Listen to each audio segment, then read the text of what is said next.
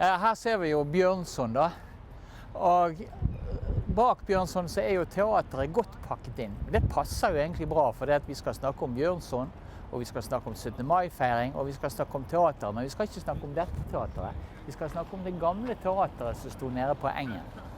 Det var altså sånn at i 1859 så kom Bjørnson til Bergen. Han var da invitert av Ole Bull for å være teaterdirektør. Når han da var i byen, så var han da, Bjørnson var jo en mann som alltid hadde mange jern i ilden.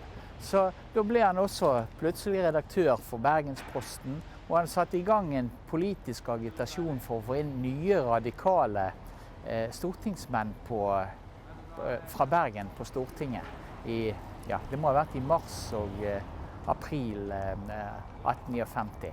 Ja, dette gjorde jo Bjørnson ganske populær i de breie lagerfolket, da, mens byens øverste borgerskap, de var ikke så glad i han.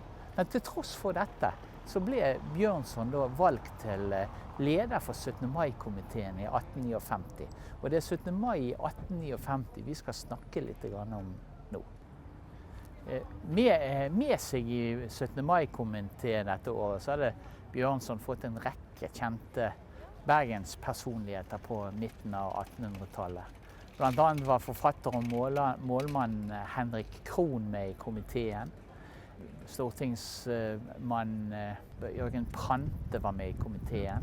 Og den velkjente kunstmaler Losting var også med i den komiteen. Så sammen så var det en flott bergensk 17. mai-komité som var samlet. Kanskje like flott som den som i dag. Jeg jo så glad i sitater, så jeg har med meg en gammel avis da. Jeg må jo få lov å lese dere at Bjørnson sin tanke var med å ha når han skulle avskjære 17. mai i Bergen. En fest til opplysning om konstitusjonens idealer, og en fest for festens egen skyld. Den offisielle feiringen, bergenserne hadde jo selvfølgelig feiret i mange timer før dette her. Men den offisielle feiringen startet klokken 8 om morgenen, da prosesjonen, eller borgertoget, startet med Bjørnson og Ole Bull i spissen. Det var morsomt å lese for eksempel utdrag av dette i Bergensposten. Der gjør de et stort nummer at det også var kvinner med i toget. Nok om det. De hadde en enorm løype, dette 17. mai-toget. Jeg tenker at de må være gode til beins i de dager. Ikke toget, men toget startet nede på torget. Gikk ifra torget helt opp til Stadsporten. De gikk fra Stadsporten og gjennom Øvregaten, helt ut i Dreggen, snudde, gikk innover langs det som ble kalt for Tyskebryggen, gikk hele Strandgaten ut til ende til Nordnes, fra Nordnes innover til forbi over klosteret, og til slutt så havnet de da på Engen, som var den store festplassen på 1800-tallet. Engen hadde jo like stor betydning som våre dagers festplass har i dag for de som feiret 17. mai på siste del av 1800-tallet. Bergensposten forteller jo om denne feiringen at dette var den største menneskemasse som noensinne hadde vært samlet i Bergen. Så det forteller jo litt om oppmøtet da. Vel, toget var kommet inn på Engen, og da var det Bjørnson som også skulle være festtaler dette året.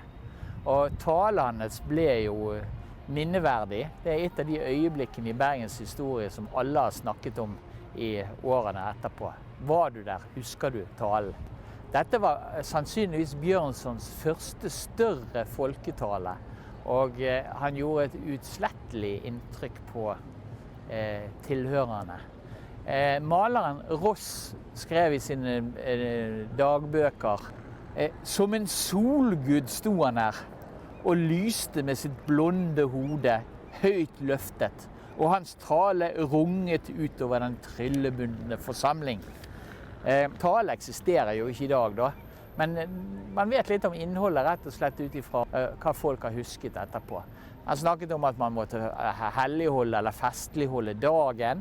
Han minnet tilhørende på de historiske begivenhetene i Bergen, og utbrakte også et hurra for grunnloven som seg hør og bør.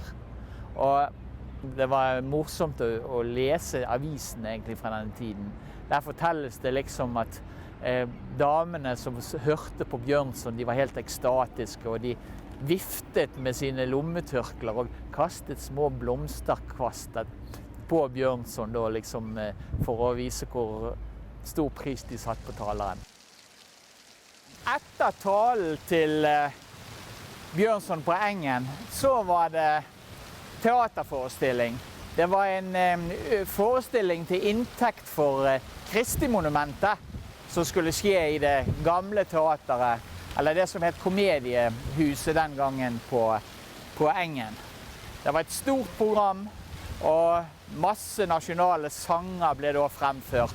Blant annet en ny en av Bjørnstjerne Bjørnson, som senere skulle få titel «Det ligger et land mot den ensomme sne», eller et eller annet i den duren der. Både under talen sin og under posisjonen og etter fremføringen av denne sangen ble det enormt med jubel for Bjørnson. Så mye jubel at denne herremannen vi ser her, Ole Bull, ble sur. Så når man holdt på med denne matineen, så ble han så sur over jubel for Bjørnson at han rett og slett gikk hjem og la seg. Han gikk hjem til Madame Grevle, som han pleide å leide oss når han var i byen oppe i Vaskerelven. Og når det var hans tur å opptre, så kom han ikke ut, så det ble stopp i hele programmet. Følgen av det da, det var jo da at Bjørnson ble jo da rasende.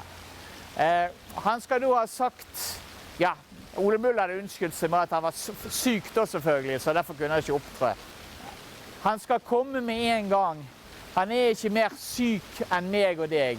Og kommer han ikke nå, så skal jeg pinedød selv gå hjem og rive han ut av sengen. Så sier jo da Blytt, så var jo Ole Bull sin gamle uvenn og fiende i flere saker knyttet til byen. Da bare liksom, så ro de ned, Bjørnstjerne. Dette ikke noe problem. Ole Bull alt for glad i å bli tiljublet av bergenserne, og spesielt på 17. mai. Så han kommer helt sikkert, så bare slapp av. Ja, og ikke før hadde Peter Blytt sagt dette, så hører de jubel ute fra teateret. I Blytt sine dagbøker, mange år senere, så forteller han om når Ole Bull kom. Det hørtes en brakende applaus. Det var som om huset skulle styrte sammen. Det var Ole Bull med sin fiolin som var trådt inn på scenen, og ble mottatt som sedvanlig av publikums endeløse jubel.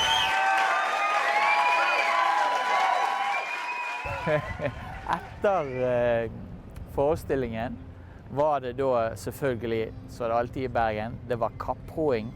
Denne gangen var det på Store Lungården, fullt av premieklatringen, som også var jo et innslag allerede den gangen.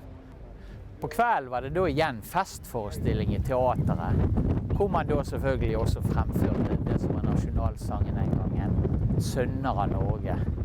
Og dette ble da fulgt opp av at man slapp en stor gassballong fra Engen. Og hele det offisielle programmet ble da avsluttet med at man skjøt opp fyrverkeri fra Fløyen. Vi må huske på at den gangen var ikke det trær på Fløyen sånn som det i dag, så det at man regnet med det var et trygt sted å skyte opp fyrverkeri. Nasjonalsangen, ja. Ja, Bjørnson var jo i Bergen, og det var jo akkurat når han var her i Bergen at han skrev førsteutkastet til nasjonalsangen. Etter 17. mai nemlig, så satt han oppe på Michael Krohn sitt vakre landsted oppe på Hop, og lagde førsteutkastet til det som senere ble Ja, vi elsker. Og det jo egentlig en ganske god historie det også da. Biografen til Bjørnson, Colin, han forteller jo at sangen ble til under den Bjørnsons begeistring for frigjøringskampen i Italia. I Bergen så det jo en annen historie som finnes omkring nasjonalsangen, som jeg synes jo mye morsommere da. Det altså sånn at Bjørnson likte ganske godt å spasere litt i byen, og spesielt området utover på verftet og nøsteområdet var han mye. Blant annet fordi at skuespilleren av Bjørnson likte veldig godt å leie båter og ro lystturer ut på Vågen da. I sommeren 1859 så ble han observert der flere ganger, og det blir fortalt blant annet i Verveguttenes blad at han var øyenvitne til et lite slag. Det altså sånn at nøsteguttene og Verve, eller guttene fra verftet, de slåss om hvem som skulle ha tilgangen til en brygge der ute. Jeg lurer på om det var Bossfjærebryggen eller noe sånt. Vel, verftets gutter, de var da i ferd med å bli rundhjult, gråtende, og på retretten var de i ferd med å trekke seg fra kampen. Når en gjeng med koner fra det såkalte 50-mannshuset kom stormende ut med sopelimer og kosteskaft og jaget av gårde nøstets gutter, så verftets ble stående igjen som seierherrer. Ut ifra dette så mener man da et av versene fra nasjonalsangen stammer. Og da må jeg bare få lov å lese et sitat for dere. Bønder sine økser brynte, hvor en hær dro frem. Tordenskjold langs kysten lynte, så det lystes hjem. Kvinner selv sto opp og strede, som de var menn. Andre kunne bare grede, men det kom igjen. Ja, vi hører jo han ble sterkt påvirket av slaget. Vel, vi skal bare runde av med at Bjørnson forlot Bergen høsten 1859, og med seg i bagasjen hadde han da et nyskrevet eksemplar av Ja, vi elsker.